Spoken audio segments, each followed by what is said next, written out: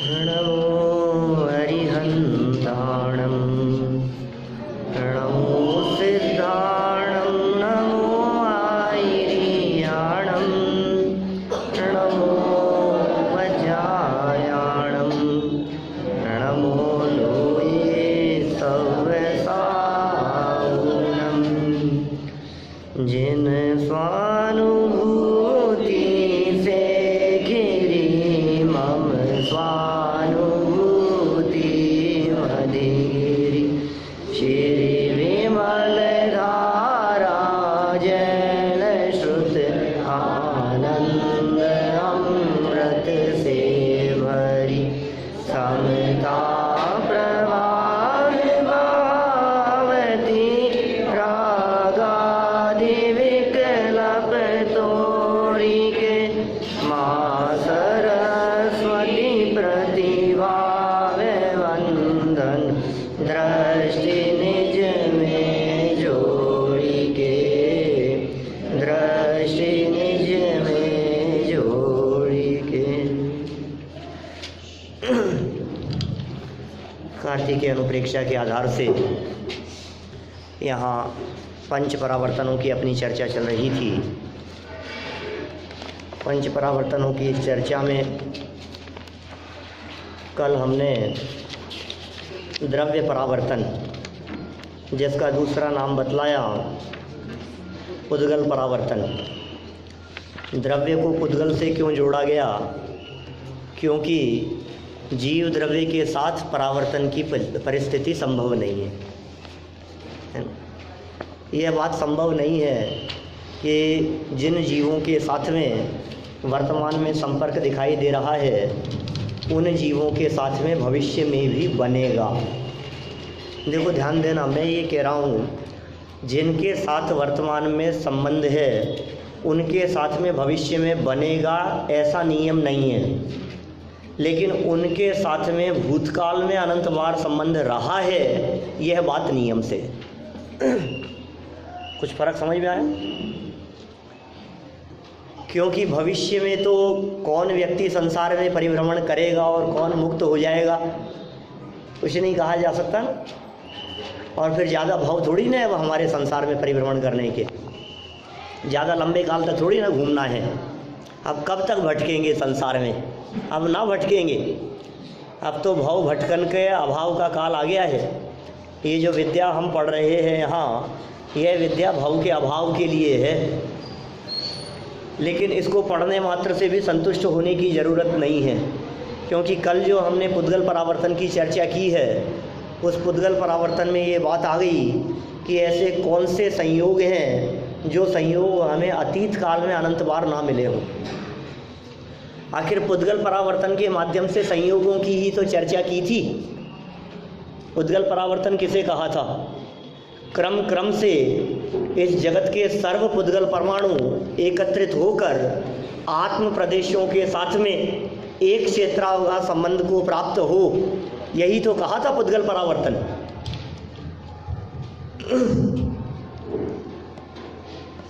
राकेश जी वैसे आगे आ जाते।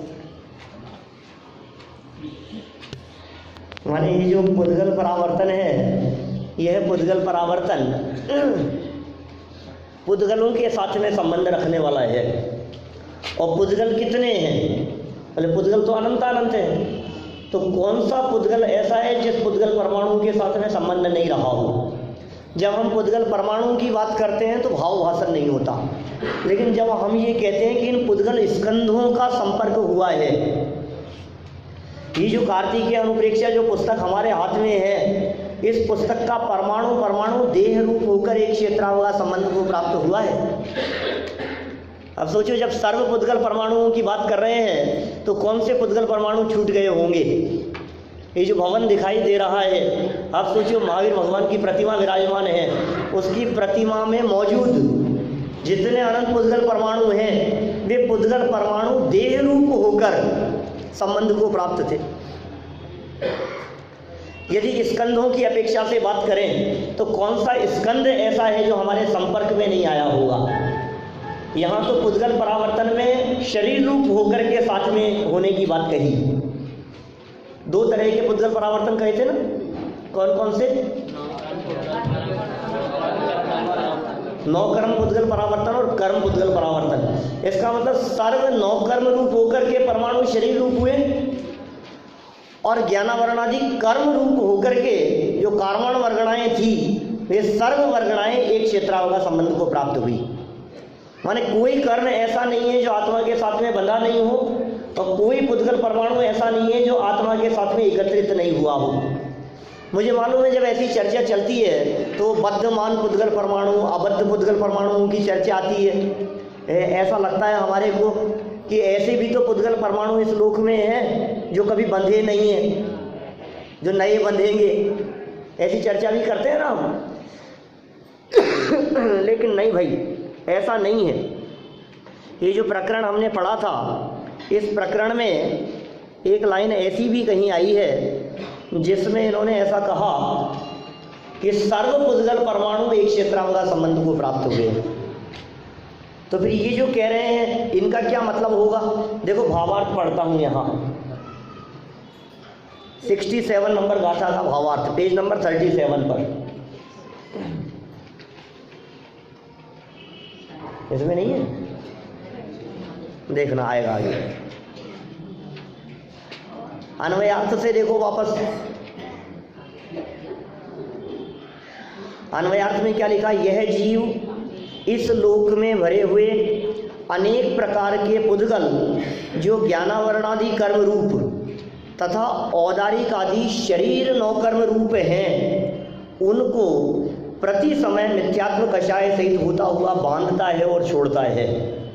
माने लोक में जो पुद्गल परमाणु भरे हुए हैं उन सर्व पुद्गल परमाणुओं को ये जीव ग्रहण करता है और छोड़ता है। देखो भावार्थ पढ़ते हैं।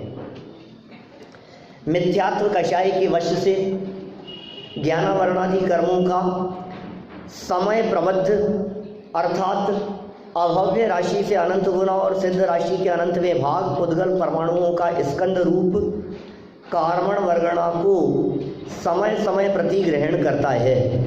कुछ समझ में आया कि क्या कहना चाह रहे हैं? प्रति समय आत्मा के साथ में कितने कर्म परमाणु बंधते हैं? कितने कर्म बंधते हैं प्रति समय आत्मा के साथ में?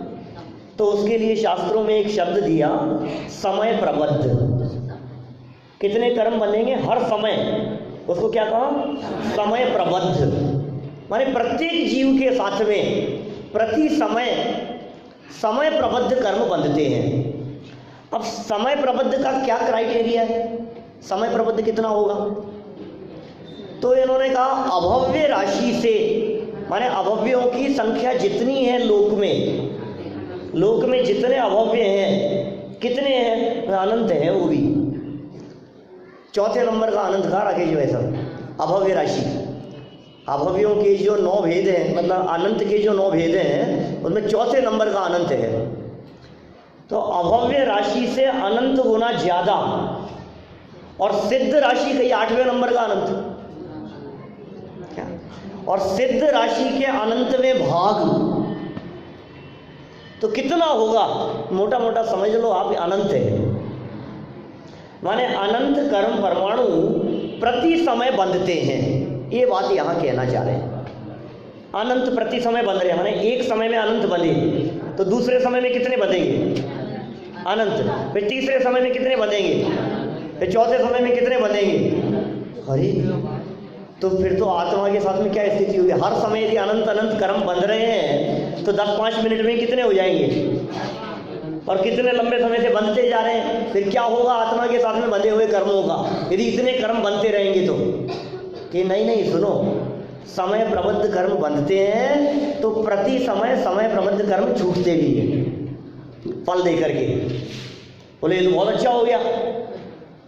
यदि अनंत कर्म परमाणु बंधे और अनंत कर्म परमाणु ही प्रति समय छूट गए तो आत्मा तो कर्मों से खाली हो गया ना भाई। जितने बंधे उतने ही छूट गए, तो फिर तो खाली हो जाएगा ना आत्मा। कि नहीं, 1.5 गुण हानि से गुणित सदा सत्ता में रहते।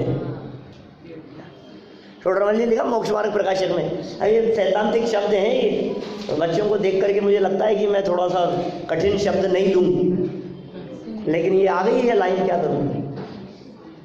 माने इतना समझ लो आप मोटा मोटा कि जितने कर्म एक समय में बंधते हैं उससे 1.5 गुना ज़्यादा कर्म सत्ता में रहते हैं। क्या मतलब 1.5 समय वाले क्या इतने सत्ता में रहते हैं। अब जितने बंध रहे हैं लगभग उतने ही निकलते जा रहे हैं, तो बैलेंस मेंटेन है। माने ऐसी टंकी की कल्पना करो जिस टंकी में पानी नल खुला हुआ है तो पानी नीचे से निकल रहा है, लेकिन ऊपर से पानी आ रहा है। तो ऊपर से पानी जिस स्पीड से आ रहा है नीचे से पानी उसी स्पीड से निकल रहा है, और टंकी का जो लेवल है वो मेंटेन है। पानी कब खत्म हो जाएगा? माने खत्म करने के लिए एक काम करना पड़ेगा कि जो आवक है ना पानी की वो रोकना पड़ेगा। तो इसीलिए कर्म खत्म होने के लिए जो आत्मा के साथ में बंध रहे हैं उनको खत्म करने के लिए क्या करना पड़ेगा? क्या आवक रोकनी पड़ेगी। माने संवर के बिना निर्जरा किसी काम की नहीं है। जब तक संवर नहीं होगा तब तक निर्जरा किसी काम की नहीं है। खैर यहाँ पुद्गल परावर्तन में ये जो कर्म पुद्गल परावर्तन की चर्चा की है इसमें इतनी बात बतला दी कि जब समय समय अनंत पुद्गल परमाणु कर्म रूप होकर के बंधते हैं तो धीरे धीरे करके इस लोक में जितनी कारवाण वर्गणाएं हैं वे सर्व कारवाण वर्गणाएं तेरे साथ में संबंध को प्राप्त हो जाती है। इसे कहा इन्होंने कर्म पुद्गल परावर्तन। फिर दूसरा देखो आगे क्या कहा। अभी इसमें क्या बात करें, आगे वाली लाइन देखो, तीसरी लाइन। जो पहले समय ग्रहण किए थे, एक समय में अनंत पुद्गल परमाणुओं को ग्रहण किया ना अपन ने, कर्म वर्गणाओं को, अब कह रहे हैं वे सत्ता में हैं, ठीक है, और उनमें से इतने ही समय समय नष्ट होते। जितने कर्म बंधे थे वे कर्म सत्ता में हैं और उतने ही हर समय करीब करीब नष्ट होते हैं। वैसे ही उसी प्रकार दूसरी बात करो तो औदारिक आदि शरीरों का समय प्रबद्ध शरीर ग्रहण के समय से लगाकर आयु की स्थिति पर्यंत ग्रहण करता है वह छोड़ता है। क्या कहा? ये जो पुद्गल परमाणु है ना शरीर में, तुम्हें पता होगा मोक्ष मार्ग प्रकाशक भी है क्या कोर्स में आप लोगों के? नहीं है। मोक्ष मार्ग प्रकाशक के दूसरे अध्याय में ऐसा कहा कि अनंत पुद्गल परमाणु मेरु स्कंद आदि में से प्रति समय निकलते हैं और प्रति समय आते हैं। हमारे शरीर में से भी प्रति समय अनंत पुद्गल परमाणु निकल रहे हैं और प्रति समय अनंत पुद्गल परमाणु आ रहे हैं शरीर में से भी। जब निकलने वाले पुद्गल परमाणुओं की संख्या ज़्यादा होती है और आने वालों की कम होती है तो कमज़ोर हो जाता है, वजन कम हो जाता है। वजन कैसे बढ़ जाता है बताओ? वजन बढ़ता कैसे है? कब बढ़ता है वजन? ये पंडित जी मेरा वजन तो है ना 5 किलो वजन बढ़ गया। ये कब बढ़ गया? कौन सी तारीख को बढ़ा था बता सकते हो? नितिन कौन सी तारीख को बढ़ा है वजन? किसी भी डेट को नहीं तो बढ़ा तो है कौन से दिन, कौन सी तारीख, कितने बजकर कितने मिनट पर? प्रति समय अनंत पुद्गल परमाणुओं को ग्रहण कर रहा है। जब ग्रहण करने वाले पुद्गल परमाणुओं की संख्या ज़्यादा होगी और निकलने वालों की कम होगी तो धीरे धीरे वजन बढ़ता चला जाएगा, आपको पता भी नहीं लगेगा। सर्वांग से ग्रहण कर रहे हैं ये 9 कर्म वर्गणाओं का ग्रहण, 9 कर्म रूप पुद्गल परमाणुओं का ग्रहण प्रति समय चल रहा है। हमें लगता है मुंह से ही ग्रहण किया हमने, मुंह से तो ग्रहण नहीं किया लेकिन बाहरी वातावरण से भी ग्रहण करने में आता है।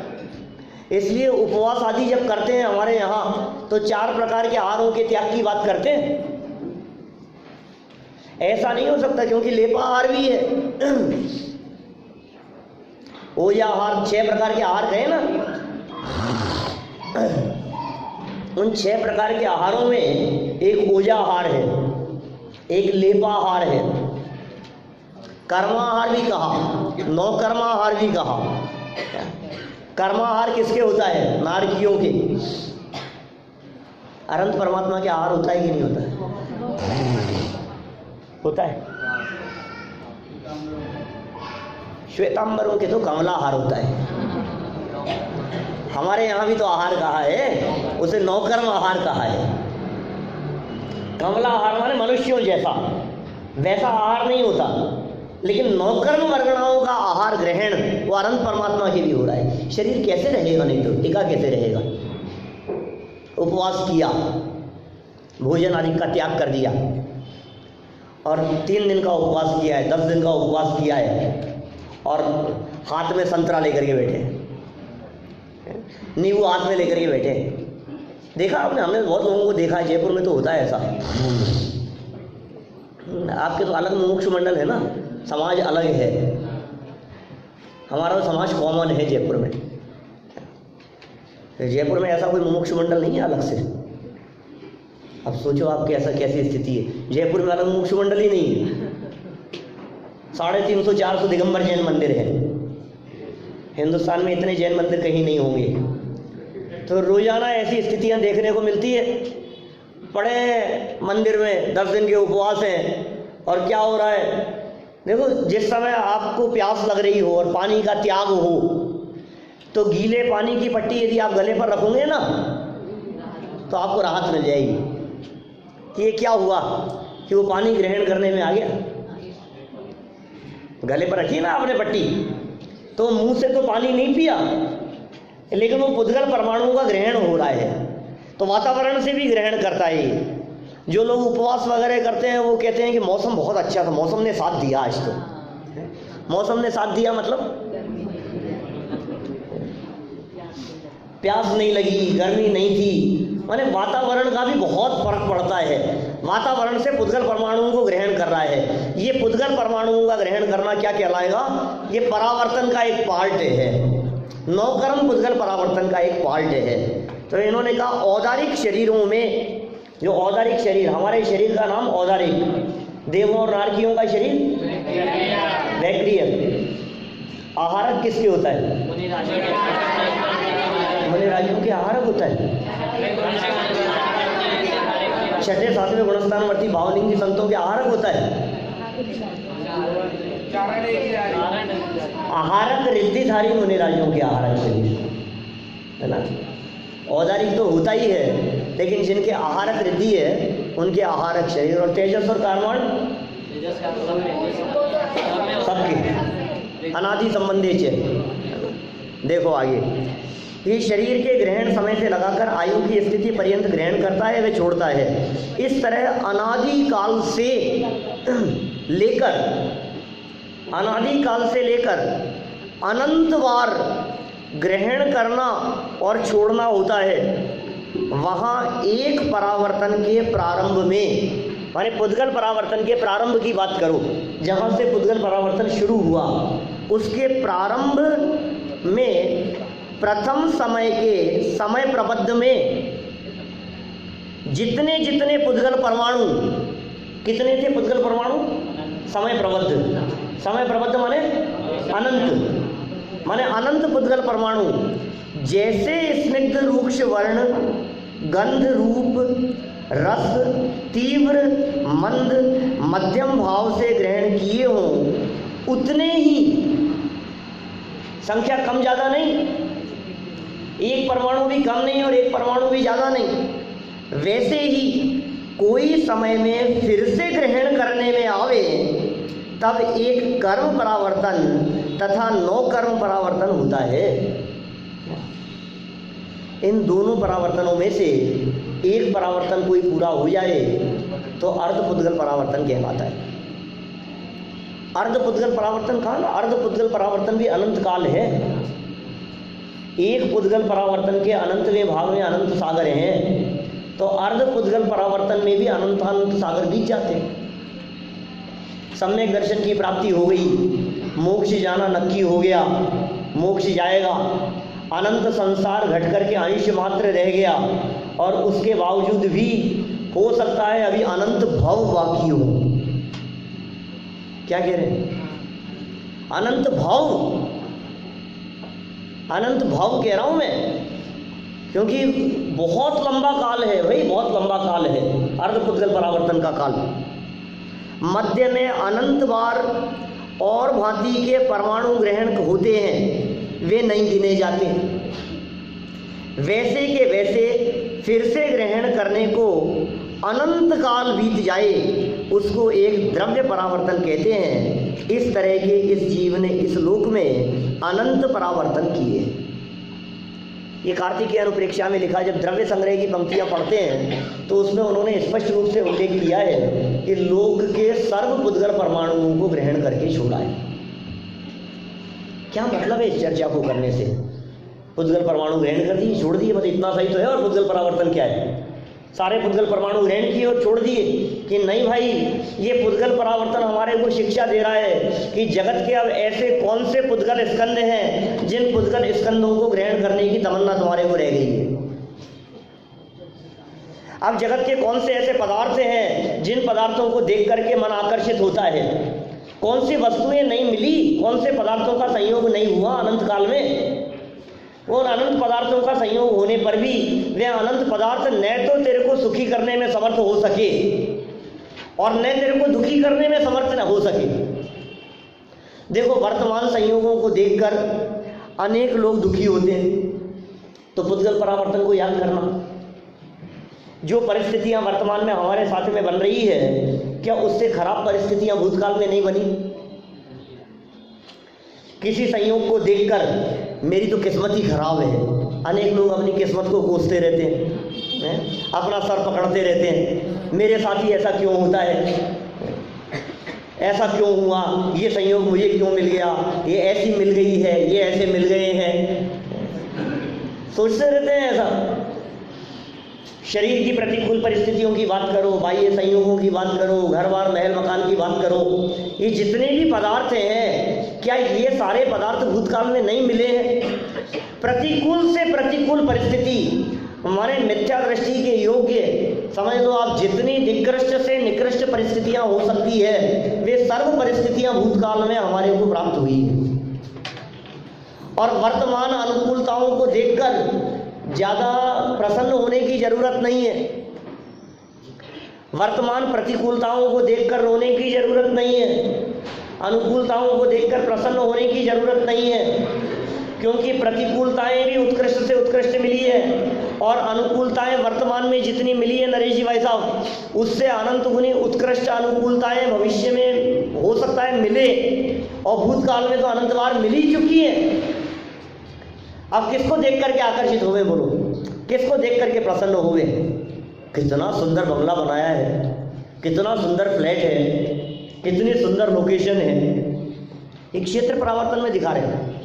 जब क्षेत्र की बात करते हैं तो लोकेशन दिखने लगती है, जब संयोगों की बात करते हैं तो पुद्गल परावर्तन देखो भाई। ये द्रव्य क्षेत्र काल भाव भाव, ये जो 5 परावर्तन कहे हैं, ये यही तो बतलाने के लिए हैं कि दुनिया का कौन सा द्रव्य क्षेत्र काल भाव है जो तेरे को सुखी करने में समर्थ हो सका है।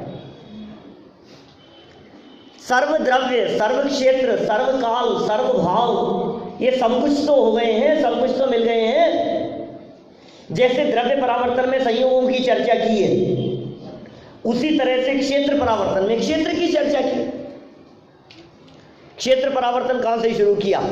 ये द्रव्य परावर्तन से अनंत गुना बड़ा कहा है क्षेत्र परावर्तन को। मतलब इसको यदि उल्टा करके कहूं तो मैं कह सकता हूं, एक बार क्षेत्र परावर्तन पूरा हो, उतने समय में द्रव्य परावर्तन अनंत बार पूरे हो जाते हैं। क्या होता है क्षेत्र परावर्तन? सरल भाषा में, अपन बोलचाल की भाषा में कहें तो हम ये कह सकते हैं कि दुनिया में ऐसा कोई क्षेत्र नहीं है जिस क्षेत्र में हमारा जन्म नहीं हुआ। बिल्कुल सरल शब्दों में यदि हम बात करें तो। लेकिन वो क्षेत्र परावर्तन की जब चर्चा करते हैं तो कहते हैं अनंत अनंत बार प्रत्येक प्रदेश पर जन्म होगा, तब जाकर के वो क्षेत्र परावर्तन पूरा होगा। कहाँ से शुरू किया? देखो यहाँ क्या कहते हैं, इसमें से पढ़ दें अपन।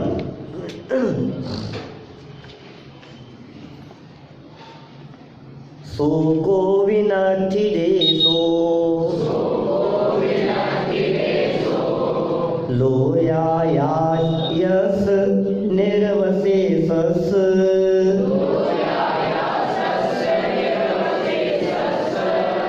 जतण सबो जीवो जादूमयी दोये बहुवारम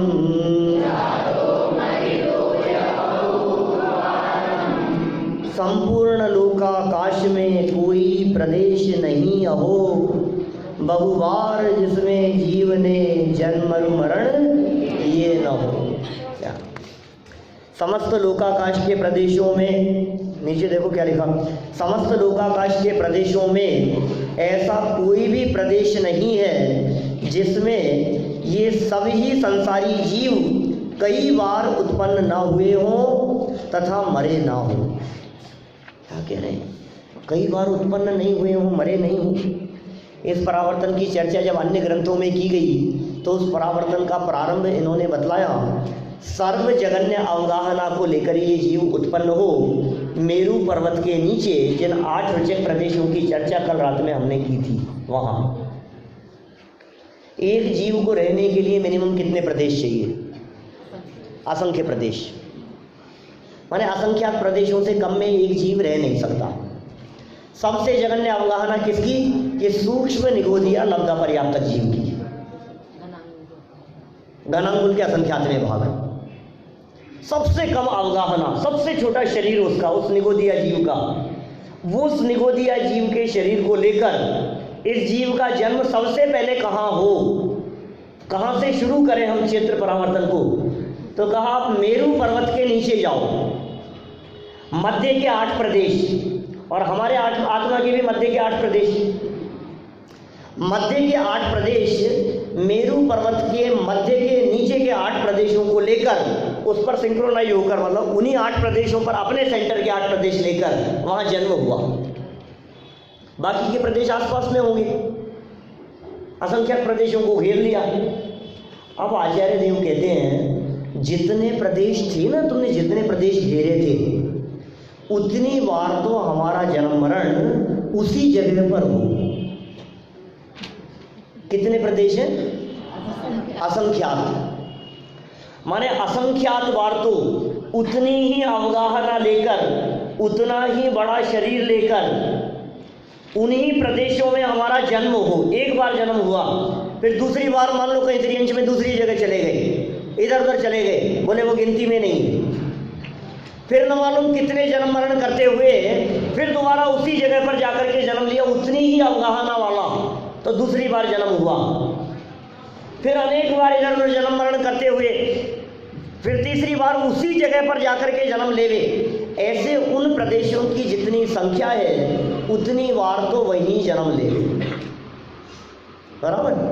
कितना लंबा काल हो जाएगा उन प्रदेशों में जन्म लेने में? अनंत काल बीत जाएगा उसमें, अनंत सागर बीत जाएंगे उसमें, तब तक तो वो प्रदेश पूरे नहीं होंगे।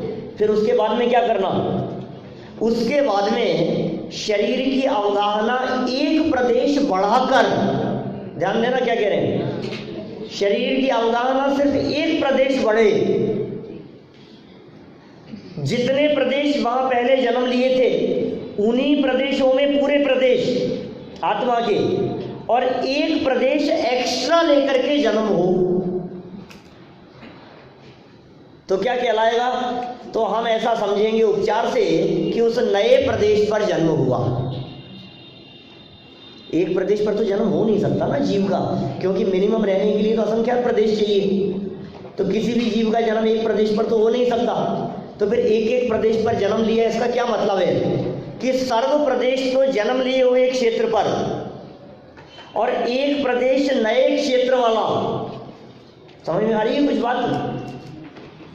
एक प्रदेश नए क्षेत्र वाला, तो हम कहेंगे कि उस नए प्रदेश पर जन्म हुआ। फिर इस तरह से एक प्रदेश और बढ़ा करके नए प्रदेश पर जन्म, फिर एक प्रदेश और बढ़ करके नए प्रदेश पर जन्म। इस तरह से अवगाहना बढ़ते बढ़ते बढ़ते बढ़ते चींटी के शरीर बराबर हो गया, मच्छर के शरीर बराबर हो गया, बढ़ते बढ़ते एक एक प्रदेश बढ़ते बढ़ते बढ़ते बढ़ते अवगाहना महामच्छर के शरीर बराबर हो जाए, और ऐसे बढ़ते बढ़ते संपूर्ण लोक को कवर करे तो कहते हैं एक क्षेत्र परावर्तन पूरा होता है। उस क्षेत्र परावर्तन के पूरे होने में अनंत काल बीत जाता है, अनंत काल बीत जाता है। अनंत पुद्गल परावर्तन पूरे हो जाते हैं उस क्षेत्र परावर्तन के पूरे होने में। अब कौन से क्षेत्र में जन्म लेने की तमन्ना बाकी रहेगी? बोलो। इस क्षेत्र परावर्तन को देखते हैं तो बताओ अब कौन सा क्षेत्र बाकी रह गया जिस क्षेत्र में हमारा जन्म मरण नहीं हुआ हो?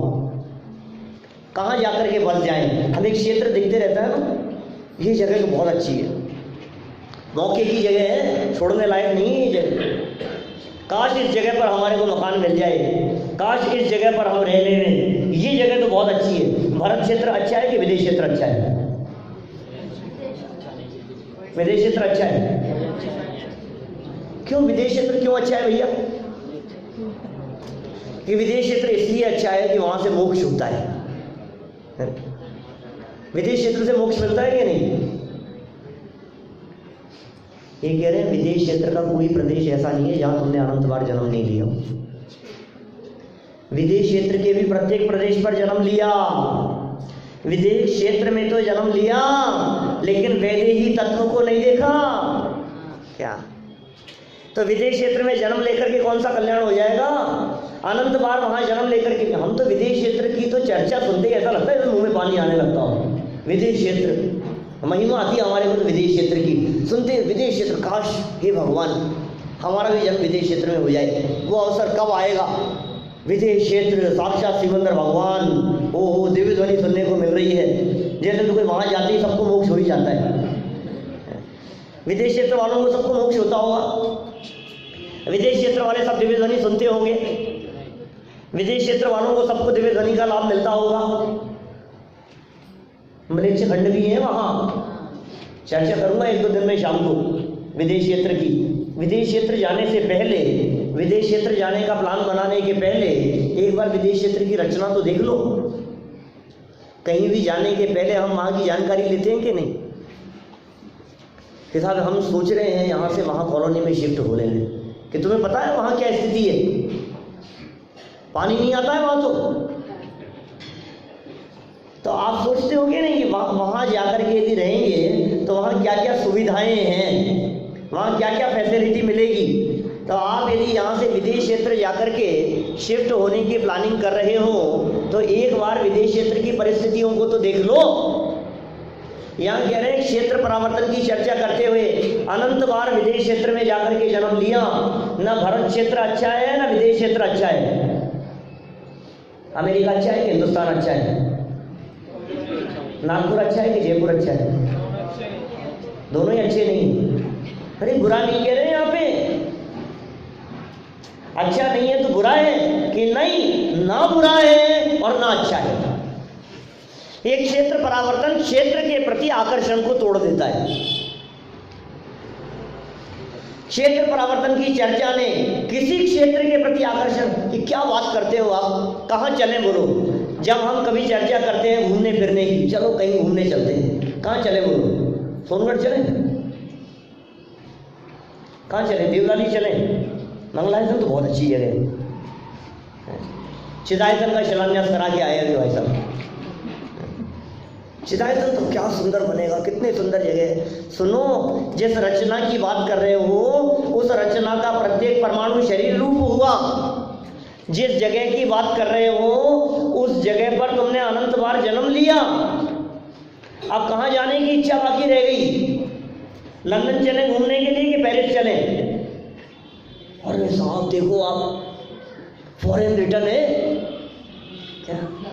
फॉरेन रिटर्न है? यहाँ आचार्य देव कह रहे सिद्धशिला रिटर्न हो तुम फॉरेन रिटर्न की बात कर रहे हो? सिद्धशिला में जन्म लिया होगा कि नहीं लिया होगा बताओ? कितनी बार जन्म लिया होगा सिद्धशिला में? जब लोग के प्रत्येक प्रदेश पर जन्म लिया तो सिद्धशिला बच गई होगी, सिद्धों के बीच में जन्म नहीं लिया होगा। जहाँ अनंत परमात्मा है, जहाँ सिद्ध परमात्मा है, जहाँ अनंतानंद सिद्ध परमात्मा मौजूद है, वहाँ प्रदेश पर निगोदिया बनकर के अनंत बार जन्म लिया, लेकिन ये कह रहे हैं फिर भी सुख नहीं मिला। भवन में जी भर घूम चुका, कण कण को जी भर भर देखा, मृग सम मृग तृष्णा के पीछे मुझको न मिली सुख की रेखा। बस क्षेत्र परावर्तन की तो चर्चा कर रहे हैं अपन। भवन में जी भर घूम चुका। युगल जी बाबू जी की ये पंक्तियां क्षेत्र परावर्तन को समझे बिना आपको इसका भाव भाषण नहीं हो सकता। कितनी बार बोली होगी ये पंक्तियां आपने, भवन में जी भर घूम चुका, देवशास्त्र गुरु की पूजा सैकड़ों बार की है हमने, सैकड़ों हजारों बार की है, लेकिन इन पंक्तियों का भाव क्या है? इन पंक्तियों का भाव क्षेत्र परावर्तन में छिपा है। जी भर के घूम चुका, प्रत्येक प्रदेश पर हुआ है, ऐसा संभव है, प्रत्येक प्रदेश पर जी भर के, यहाँ भी जन्म लिया, यहाँ भी जन्म लिया, यहाँ भी जन्म लिया, यहाँ भी जन्म लिया। आप सोचो तो सही, जरा कल्पना तो करो कैसे प्रदेशों की बात कर रहे हैं। प्रत्येक प्रदेश का मतलब समझ रहे हो आप? प्रत्येक प्रदेश किसका नाम है? कहने को तो हमने प्रत्येक प्रदेश कह दिया, एक वाक्य है, सीधा सा सिंपल सा वाक्य है, प्रत्येक प्रदेश पर जन्म, लेकिन इसका भाव भाषण करके देखो थोड़ा सा। और जी भर के घूम चुका, जयपुर आए कभी? नहीं आए? ये तो कह रहे जी भर के घूम चुके। अभी तो बोल रहे थे आप भवन में जी भर घूम चुका। बम्बई गए? लंदन गए? अब सब जगह जाए। ये जी भर के घूमने का मतलब क्या है? क्या कहना चाह रहे हैं? कोई व्यक्ति यदि ये बात कहे, राकेश जी भाई साहब आपसे ऐसा कहे कोई व्यक्ति कि नागपुर घूमे हो, नेहरू पुतला देखा है, तो आप क्या कहोगे? क्या बात कर रहे हैं, जन्म हुआ है, जिंदगी बीती है वहाँ, नेहरू पुतले के पास में तुम घूमने की बात कर रहे हो, देखने की बात कर रहे हो। कोई व्यक्ति हमसे ये कहे कि जयपुर देखा है आपने, जौहरी बाजार देखा है, क्या जन्म मेरा जौहरी बाजार में हुआ है, जिंदगी बीती है वहाँ, अब जौहरी बाजार देखने की बात कर रहे हो। तो ये भव मन ने जी भर घूम चुका। मनीष जी क्या कह रहे हैं? जी भर घूम चुका, कह रहे हैं जो क्षेत्र मेरी जन्म स्थली रहा हो उससे ज्यादा परिचित स्थान दुनिया में और क्या हो सकता है? जी भर के घूमने का मतलब क्या हो सकता है? मन भर के, वहीं जन्म हुआ मेरा, इस प्रदेश पर मेरा जन्म हुआ, इससे ज्यादा परिचित कौन सी जगह होगी? इसके बगल वाले प्रदेश पर भी मैंने जन्म लिया, उसके बगल वाले प्रदेश पर भी जन्म लिया। कितना लंबा काल बिताया है हमने, अनंत काल बिताया है संसार दशा में। कण कण को जी भर भर देखा, एक एक कण कण को देखा है, एक एक प्रदेश प्रदेश पर जन्म लिया है, उसको अनुभव किया है, उस प्रदेश को फील किया है हमने। आज किसी क्षेत्र को देख करके, कितनी खराब जगह है, बम्बई की झोपड़पट्टियों को देखते हैं तो ऐसा लगता है नाक मुंह सपोड़ता है उसको देख करके, अजमेर की गलियों को देखता है, गंदे स्थान को देखता है, कहते हैं एक क्षेत्र परावर्तन में यहाँ भी जन्म लिया है तूने अनंत बार। कौन से गली मोहल्ले बाजार ऐसे होंगे जहाँ हमने जन्म नहीं लिया हो? किसी जगह को देखो तो सही है। एक क्षेत्र परावर्तन क्या वैराग्य उत्पन्न कराने वाला नहीं दिखता है हमारे को? ऐसी चर्चाओं को सुनकर के वैराग्य उत्पन्न नहीं होना चाहिए। घृणा का भाव मिट जाए क्षेत्र परावर्तन को देखने से, आकर्षण का भाव मिट जाए इस क्षेत्र परावर्तन को देखने से। आकर्षण किस चीज का? जो चीज हमें प्राप्त नहीं हुई हो उसका आकर्षण।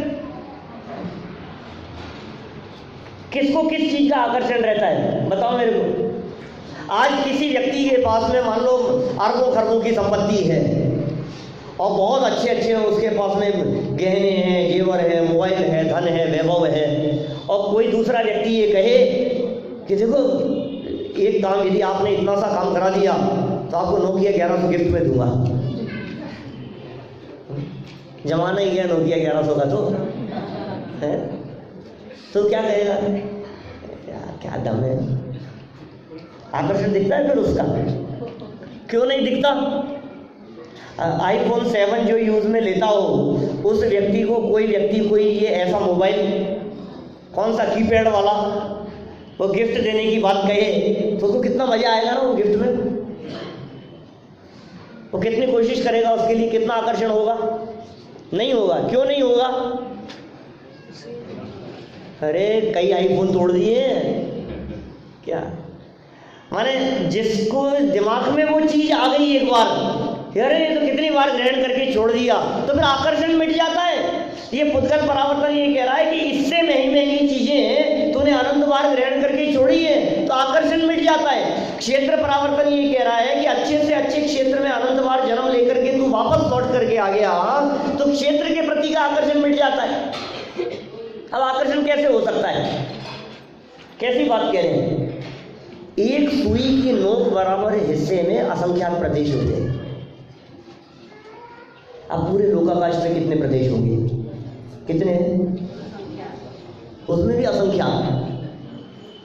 सुई की नोक जितने हिस्से पर भी असंख्यात प्रदेश, और पूरे लोकाकाश में भी असंख्यात प्रदेश कैसे कवर हुए होंगे? सोचो आप, एक एक प्रदेश को कवर करना आसान काम नहीं है।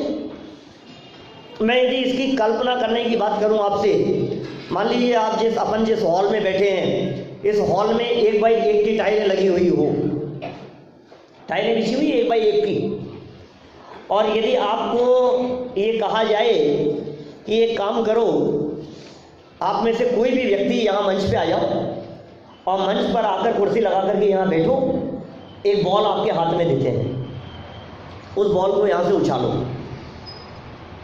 1 बाई 1 के चौके बने हुए हैं पूरे हॉल में, 1 बाई 1 के। कितने होंगे? मान लो 1000 है, 1000 है, तो 1000 चौकों पर आपको यहाँ से बॉल उछालनी है और वो उस पर गिरनी है। 1000 1 बाई 1 के चौके, यहाँ से एक बार बॉल उछाली आपने, जिस चौके पर गिरेगी उस पर हम क्रॉस लगा देंगे, माने वो कवर हो गया। यहाँ बैठ करके कितनी बार बॉल उछालें कि वो 1000 चौके कवर हो जाए? 1000 बार बॉल उछालने पर हो जाएगा ना काम? 1000 बार उछालने पे नहीं होगा, 5000 बार उछालने पे। चलो 1 लाख बार उछालने का ऑफर देता हूँ, बोलो है तैयार? कितनी बार? एक बार बॉल उछालना माने एक जन्म। जिस जगह पर वो बॉल गिर गई है समझ लो वो प्रदेश कवर हो गया है। अब इस 1000 प्रदेशों की बात कर रहा हूं मैं, सिर्फ 1000 प्रदेशों के अंदर कितनी बार जन्म लेना पड़ेगा, कितनी बार बॉल उछालनी पड़ेगी, तब जाकर के 1000 कवर होंगे। 1000 नहीं, सुई की नोक बराबर हिस्से में असंख्यात प्रदेश है। आप कल्पना तो करो जरा, क्षेत्र परावर्तन की थोड़ी बहुत कल्पना तो हो हमारे दिमाग में, कितना टाइम लगेगा। और उसमें भी यदि उस चीज को और कठिन कर दिया जाए तो मैं कहूँ नंबर डाल दिए जाएं 1000 के ऊपर, और फिर का नंबर से ही जाने चाहिए क्या? और फिर उसमें भी निशाना बना करके लगाने की बात थोड़ी ना है क्या? आपकी इच्छा के ऊपर थोड़ी नहीं कि अगली बार तो मुझे इसी प्रदेश पर जन्म लेना है, जल्दी जल्दी पूरा करना है क्षेत्र परावर्तन। आपके हाथ में नहीं है, वो तो बॉल उछल गई। समझ लो आप वो भी ऐसी परिस्थिति हो जिस परिस्थिति के अंदर यहां से आपको बॉल सिर्फ ऐसे उछालनी है, ऐसे नहीं फेंकनी है, सिर्फ ऐसे उछालनी है। अब बताओ क्या होगा? एक बार उछाली, एक क्रॉस लग गया, दूसरी बार उछाली, दूसरा क्रॉस लग गया, तीसरी बार उछाली, तीसरा क्रॉस लग गया। आपको लग रहा है कितनी जल्दी जल्दी कवर हो रहे हैं?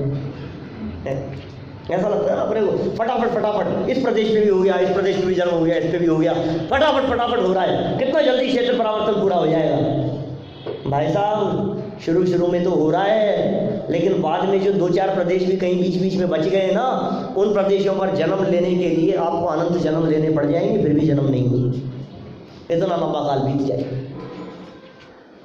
कैसी परिस्थिति होगी क्षेत्र परावर्तन की? इसलिए कहा एक बार क्षेत्र परावर्तन पूरा होने के काल में पुद्गल परावर्तन अनंत बार बीत जाते हैं। अब बोलो क्या करें? ये जगह ही देखता रहता है, दिशाएं देखता रहता है, इस दिशा में अच्छा कौन सी दिशा में मकान हो, मुंह हो उसका कि हम सुखी हो जाए। भगवान के मुंह की नहीं कह रहे क्या, अपने मुंह की बात कर रहे हैं अपन क्या?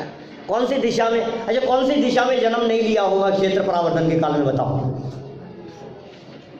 कौन से वास्तु में जाकर के जन्म नहीं लिया होगा? हमने लिया होगा कि नहीं जन्म?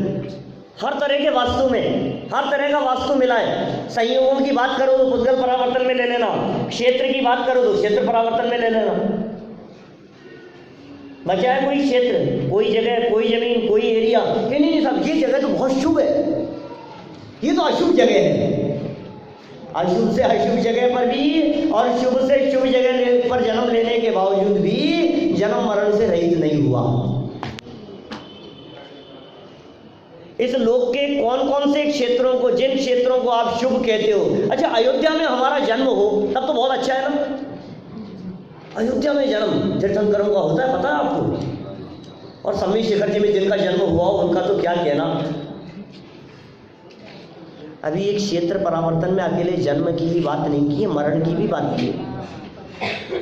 अभी तो अकेला जन्म ही समझ में नहीं आता तो मरण का क्या होगा। प्रत्येक प्रदेश पर जन्म ही नहीं समझ में आ रहा है, यही गले नहीं उतर रहा है। अब प्रत्येक प्रदेश पर मरण की बात करो तो कहाँ से गले उतरेगी बात। कौन कौन से क्षेत्र में वास्तु वास्तु वास्तु 10-15 सालों से तो वास्तु इतना चलने लग गया है, जहाँ देखो वहाँ वास्तु तोड़ फोड़ होने लग गई है। मकान टूटने लग गए हैं, मंदिर टूटने लग गए हैं, दरवाजे बदलने लग गए इधर से उधर, सब वास्तु वास्तु। और फिर वास्तु के हिसाब से बनाया और फिर सुखी हुआ कि नहीं हुआ। दिशाओं का ही कोई क्राइटेरिया नहीं है, मैं सही कह रहा हूँ। आप बतला सकते हो मेरे को पूर्व दिशा कहाँ से कहाँ तक चलती है और कब पूर्व के बाद में ईशान शुरू हो जाएगी और कहाँ तक ईशान मानोगे और कहाँ के बाद में ईशान के बाद में उत्तर चालू हो जाएगी, बता सकते हो? है कोई क्राइटेरिया आपके पास में? कौन सी दिशा पूर्व दिशा है?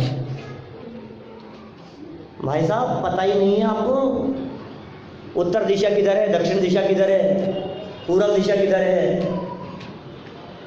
जिस दिशा से सूर्य उगता है उसे पूर्व कहते हैं, या सूर्य पूर्व दिशा से उगता है। क्या कह दिया मैंने? सूर्य पूर्व दिशा से उगता है या जिस दिशा से सूर्य उगता है उसे पूर्व कहते हैं। एक ही तो बात है, क्यों उलझा रहे हो? कि नहीं, एक बात नहीं है, अलग अलग बात है। जब सूर्य चंद्रमा के उदय अस्त होने की बात बतलाऊंगा तो बतलाऊंगा आपको शाम को। अलग अलग बात है बिल्कुल। उत्तर किसका नाम है मैं सिद्ध करके बतला सकता हूं। ऐसा वो उत्तर दिशा मेरू पर्वत है, मेरू पर्वत उत्तर दिशा है, सब तरफ से उत्तर दिशा में मेरू पर्वत। हम भरत क्षेत्र में रहते हैं तो हमारे लिए उत्तर इधर है, ऐरावत क्षेत्र वालों के लिए उत्तर इधर है। शाम को नहीं आए आप?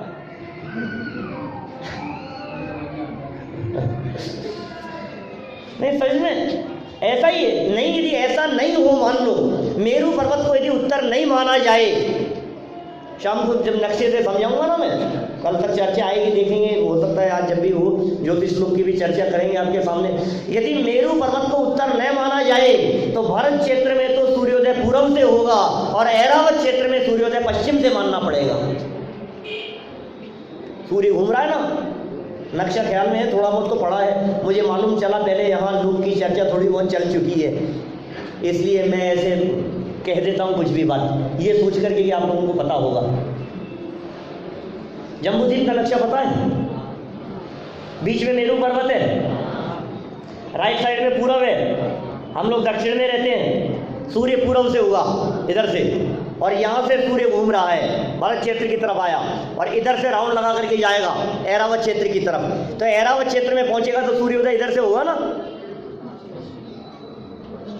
भरत क्षेत्र वालों के लिए सूर्योदय इधर से हुआ, ऐरावत क्षेत्र वालों के लिए सूर्योदय इधर से होगा। तो भरत वालों के लिए पूरब ये और ऐरावत वालों के लिए पूरब ये। कि क्या बात कर रहे हो आप? कि क्यों? जिस दिशा से सूर्य उगता है उसे पूरब कहते हैं। क्या सूर्य पूरब से नहीं उगता, जिस दिशा से सूर्य उदित होता हुआ दिखाई देगा वो पूरब हो जाएगा। मैं सिद्ध करके बतलाऊंगा शाम को। उत्तरायण और दक्षिणायन से सिद्ध होती है ये बात। सूर्य जब मेरू पर्वत के नजदीक आने लगता है तो वो उत्तर कहलाएगा। हमें दिशाओं का ही पता नहीं है, हम वास्तु वास्तु मान करके बैठे। विदेश क्षेत्र उत्तर दिशा में, नहीं साहब कुछ भी कहो, आखिर पूरब और उत्तर की महिमा तो है ही हमारे यहाँ भी। आप कुछ भी कहो, लेकिन हमारे शास्त्रों में भी पूरब और उत्तर की महिमा तो बतलाई ही है। क्यों बतलाई है पूरब और उत्तर की महिमा? उत्तर दिशा में तो विदेश क्षेत्र है, साक्षात तीर्थंकर परमात्मा मौजूद है, इसलिए उत्तर की महिमा है। और पूर्व की महिमा इसलिए है कि पूर्व दिशा की तरफ से सूर्योदय होता हुआ दिखाई देता है। सूर्योदय का मतलब मानो अकृत्रिम चैत्यालय का उदय हुआ हो। सूर्य बिंब में अकृत्रिम चैत्यालय है ना, सूर्य विमान है ना ज्योतिष देव का, 108 जिन प्रतिमाएं है ना, अकृत्रिम चैत्यालय है ना, उस अकृत्रिम चैत्यालय का उदय जहां से हुआ हो वो दिशा हमारे लिए है आकर्षण का केंद्र बनती है। इसलिए पूर्व और उत्तर का महत्व बतलाया जाता है। किंतु आपने जब सामायिक करने वालों को देखा होगा, प्रतिक्रमण करने वालों को देखा होगा, तो चारों दिशाओं में अष्टांग नमस्कार करते हैं। हम जहां वर्तमान में बैठे हुए हैं, मैं आपसे पूछता हूं जिस जगह पर हम बैठे हैं यहां से कौन सी दिशा में नंदीश्वर द्वीप के अकृत्रिम चैत्यालय नहीं है, ये बताओ। राकेश जी साहब, कौन सी जगह नहीं है बताओ नंदीश्वर द्वीप के चैत्यालय? इधर मुंह करो तो इधर भी अकृत्रिम चैत्यालय, नंदीश्वर के 13 अकृत्रिम चैत्यालय। इधर दिशा में मुंह करो तो इधर भी नंदीश्वर के 13 अकृत्रिम चैत्यालय, इधर भी है और इधर भी है। चारों ही तरफ तो अष्टांग नमस्कार करते हैं। अब कौन सी दिशा का महत्व रह गया? कुछ नहीं है। वास्तु सिर्फ इतना सा है जिससे धर्म ध्यान आसानी से हो सके, हमारा चरणानुयोग आसानी से पल सके, लोक व्यवहार अच्छे से निभ सके, बस इसका नाम वास्तु है और कुछ नहीं। शास्त्रों में भी है, लोक व्यवहार में भी है, जनरल बातें भी है। वास्तु में ऐसा कहते हैं खिड़कियां बाहर खुलनी चाहिए और दरवाजे अंदर खुलने चाहिए। ऐसा क्यों करते हैं? ऐसा अनेक तरह की बातें हैं वास्तु में। वास्तु के अंदर ये कहते हैं कि आपकी जो किचन है वो किचन कहाँ होनी चाहिए? पूर्व उत्तर नहीं, पूर्व दक्षिण के बीच में, आग्नेय दिशा में होनी चाहिए, पूर्व और दक्षिण के बीच में। अरे मेरे को तो सब पता है, क्यों नहीं मानते? बता रहा हूं ना मैं, लेकिन क्या मानता हूं वो भी बता रहा हूं। वो नॉर्थ जो बतलाया ना अभी, जो साउथ ईस्ट जो कहा है अभी, ये साउथ ईस्ट में जो किचन बनाने की बात कही है, पूरे घर में सर्व दिशाओं में एकमात्र वो दिशा ऐसी है जिस दिशा में सूर्य का प्रकाश सर्वाधिक समय तक रह सकता है, इसलिए किचन को उस दिशा में होने की बात कही है। पूर्व से उदित होगा, पश्चिम तक जाएगा, और पूर्व से पश्चिम तक जाने के लिए वो दक्षिण दिशा की तरफ होकर के जाएगा। तो पूर्व से दक्षिण की तरफ जब जाएगा तो सर्वाधिक समय तक उस दिशा में प्रकाश रहेगा। वहां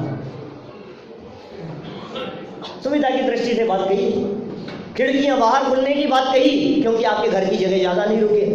कि दरवाजे अंदर खुलने की बात क्यों कही? कि इसलिए कही कि कोई मेहमान बाहर से आकर के बैल बजाए तो ऐसे खोलोगे तो क्या होगा, ऐसे खोलोगे तो स्वागत करने का प्रतीक। उसमें क्या है इसमें बताओ?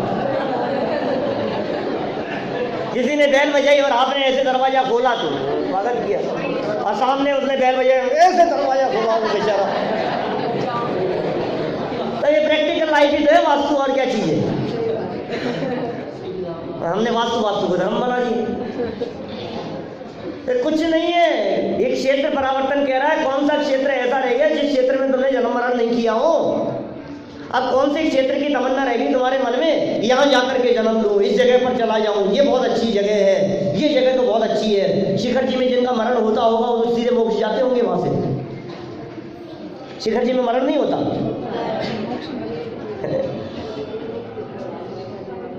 एक क्षेत्र परावर्तन दिखा रहे हैं यहां पर, देखो पढ़ो जरा क्या कहा। कौन सा प्रदेश ऐसा है जहां पर कई बार उत्पन्न नहीं हुआ हो?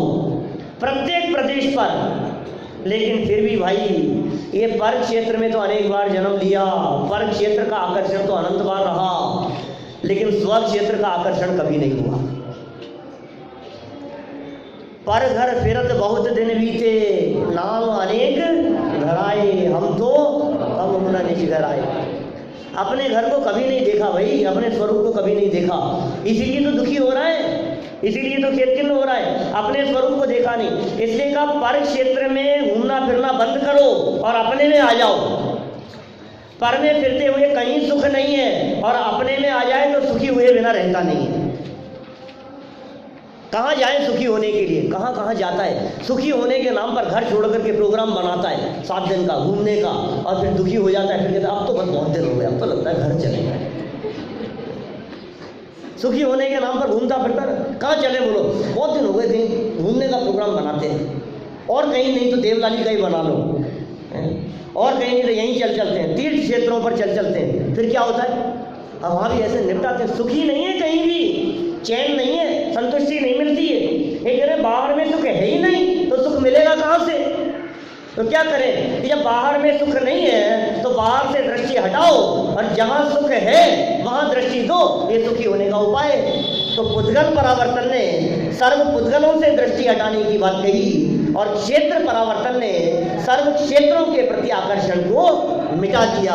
और जब पर के प्रति आकर्षण मिटता है और आकर्षण अपने स्वभाव के प्रति होता है तो दृष्टि स्वभाव सम्मुख हुए बिना नहीं रहती, और जब दृष्टि स्वभाव सम्मुख होती है तो जगत के क्षेत्र से छूटकर सदा सदा के लिए सिद्ध क्षेत्र में जाकर विराजमान हो जाता है। और हम सभी इन चर्चाओं को पढ़कर सुनकर ऐसे अपने स्वरूप में मग्न हो जाएं, इसी मंगल भावना से, इसी पवित्र भावना से मैं बात करना चाहता हूँ।